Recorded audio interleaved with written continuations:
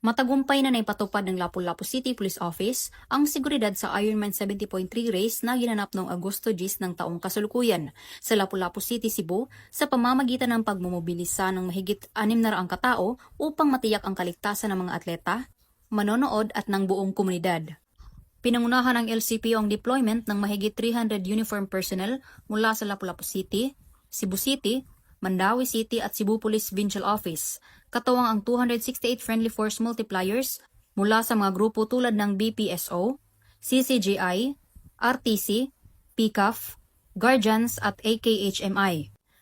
Dinaluhan ng Ironman 70.3 ng mahigit 1,300 elite at amateur triathletes mula sa 49 na bansa na sumabak sa 1.9 km swim course sa Mactan Newtown Beach, sinunda ng 90 km 3-loop bike course at tinapos sa 21 km 3-loop run course.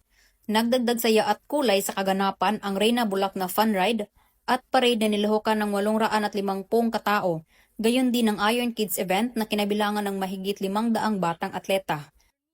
Ang Lapu-Lapu City Police Office ay lubos na nagpapasalamat sa inyong disiplina, pagbabantay at pagtutulungan upang masiguro na ang bawat atleta at bisita ay maging ligtas at masiyahan sa Ironman 70.3 2025 nang walang takot o insidente.